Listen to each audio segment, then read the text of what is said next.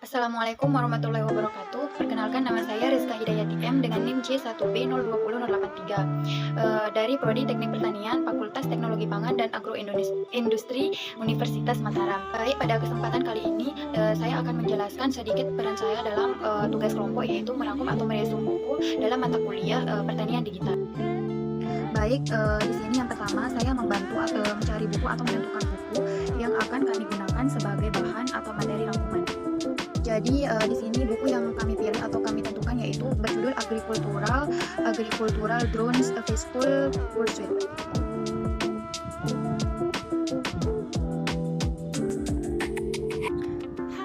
Buku yang kami gunakan di sini yaitu Agricultural Drones A Peaceful Pursuit. Jadi hasil dari diskusi kami yaitu di sini setiap anggota kelompok akan meresum setiap bab yang ada dalam buku tersebut, dan di mana dari buku ini masih dalam bentuk atau berbahasa Inggris. Sebelum kami melakukan resume kami akan menerjemahkan setiap bab tersebut. Di mana di sini saya mendapatkan tugas untuk meresum bab 1 yaitu drone dalam pertanian. Nah, sekarang saya akan menjelaskan sedikit hasil dari rangkuman bab 1 yaitu drone dalam pertanian. Di mana di sini poin pertama yaitu aspek sejarah teknologi drone. Penggunaan drone yang efisien pertama terlihat selama konflik militer mulai dari awal abad ke-20. Drone pertama kali digunakan untuk mempelajari pola cuaca dalam mengikuti badai petir atau tornado oleh ahli meteorologi Amerika Serikat pada tahun 1946. Adapun poin yang kedua di sini yaitu aspek sejarah drone dalam pertanian. Di mana secara historis drone adalah mengenal baru-baru ini ke pertanian.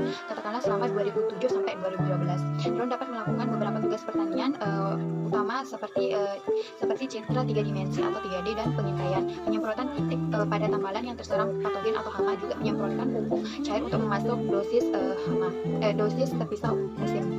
Drone juga digunakan untuk mendapatkan data hama dan penyakit untuk memperbaiki jadwal panen debu. Di sini drone dalam pertanian dapat didefinisikan sebagai pesawat terbang atau bersayap datar atau helikopter tanpa pilot manusia. Selama beberapa tahun terakhir, istilah yang dianggap lebih akurat untuk pesawat otonom dengan sistem pendukung keputusan berbasis komputer dan navigasi otonom yang telah ditentukan sebelumnya adalah UAV atau sistem udara tak berawak. Adapun di sini jenis-jenis drone dan klasifikasinya. Drone dapat diklasifikasikan sebagai tipe target dan umpan. Mereka menyediakan senjata darat dan udara. Drone dapat digunakan secara eksklusif untuk pengintaian dan intelijen pertempuran. Drone juga diklasifikasikan berdasarkan variasi sifat.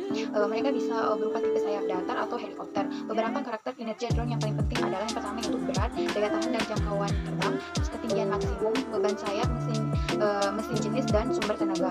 Drone pertanian juga dapat diklasifikasikan berdasarkan jangkauan dan kualitas aksesori. Berdasarkan pesawat terbang dan lepas landas, drone pertanian dikelompokkan ke dalam drone multirotor lepas landas vertikal. Drone bersayap datar dapat dikelompokkan sebagai drone lepas landas pendek atau panjang. Pertama di sini ada drone bersayap datar, di mana drone bersayap datar ini terdiri dari Lancaster Precision Hawk. Ini adalah drone sayap tetap kecil yang digunakan dalam layanan pengawasan dan citra pertanian. Terus yang kedua, kamera Swinglet. Ini adalah drone kecil bersayap datar. Ini melayani petani dengan data berguna tentang topologi, variasi jenis tanah, pertumbuhan tanaman dan perkiraan hasil.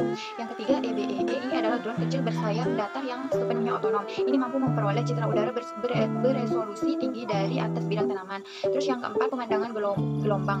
Ini adalah pesawat tak berawak bersayap datar berguna yang digunakan terutama untuk melakukan pengintaian udara atas lahan pertanian dan tanaman pada berbagai tahap pertumbuhan. Yang kelima di sini, kendaraan udara tak berawak PropCam. PropCam adalah drone pertanian yang ramping, kecil dan ringan yang dapat dikemas ke dalam wadah kecil. Ini adalah mini drone yang membantu dalam pengelolaan tanaman. Selanjutnya di sini ada drone pertanian UX5 Trimble. Ini adalah drone bersayap datar yang dengan cepat terbang di dekat kanopi tanaman.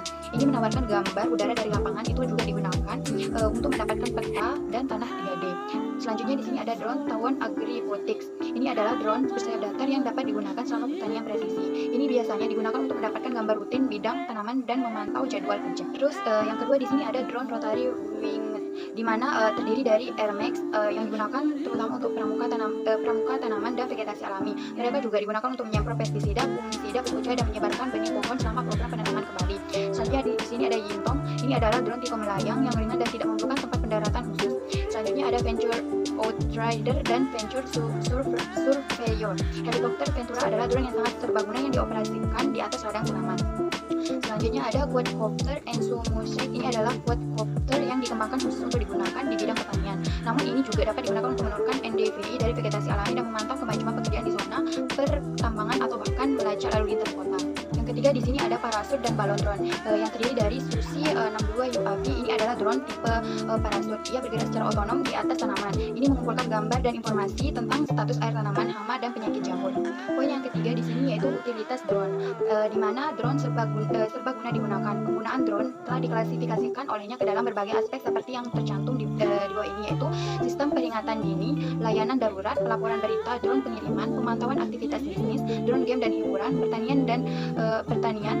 drone peternakan, drone polisi, drone real estate, drone perpustakaan, drone militer, drone kesehatan, drone pendidikan, drone perjalanan, drone transportasi dan pengiriman, drone diswaka, dan drone pencahayaan. Terus ada pun penggunaan drone selama produksi tanaman pertanian, di mana otomasi yang dibantu drone seperti itu dapat menyusup ke pengawasan umum seluruh pertanian, khususnya untuk mempelajari topografi, karakteristik tanah dan pertumbuhan tanaman. Drone di peternakan sapi juga memiliki peran yang sangat baik dalam pengawasan dan pemeliharaan perkarangan peternakan dan memantau kawanan ternak baik pada siang maupun malam hari. Drone dalam pertanian presisi, di mana teknik presisi saat ini sedang populer di beberapa zona produksi tanaman yang berbeda. Saat ini penerapan metode presisi sering terjadi di wilayah agraris di dunia maju. Sebagian besar prosedur ergonomi sesuai dengan teknik presisi. Drone pertanian cukup praktis dan sangat cepat dibandingkan dengan beberapa pendekatan klasik lainnya. Adapun 5 penggunaan drone yang berbeda selama pertanian presisi, di mana yang pertama pemantauan tanaman pertengahan musim untuk ciri-ciri pertumbuhan, tinggi, luas daun dan kandungan klorofil. Terus selanjutnya ada irigasi presisi, melibatkan pergerakan sistem poros tengah di lapangan dengan kecepatan yang ditentukan. Selanjutnya teknik presisi yang ditujukan untuk pemberantasan gulma, pertama-tama melibatkan survei yang cermat atau berbasis darat atau citra udara menggunakan drone. Drone dengan fasilitas pencitraan multispektral digunakan untuk menilai penyebaran gulma dan intensitasnya. Drone pertanian selanjutnya di sini yaitu drone pertanian mendapatkan penerimaan selama pasokan pestisida dan fungisida dengan tingkat variabel. Dan yang terakhir di sini pasokan pupuk untuk tanaman umumnya didasarkan pada pengambilan sampel tanah, analisis kimia unsur hara utama dan mikro serta penyusunan peta kesuburan tanah yang menggambarkan variasi. Baik, itulah sedikit penjelasan dari saya. Kurang dan lebihnya mohon maaf. Wassalamualaikum warahmatullahi wabarakatuh.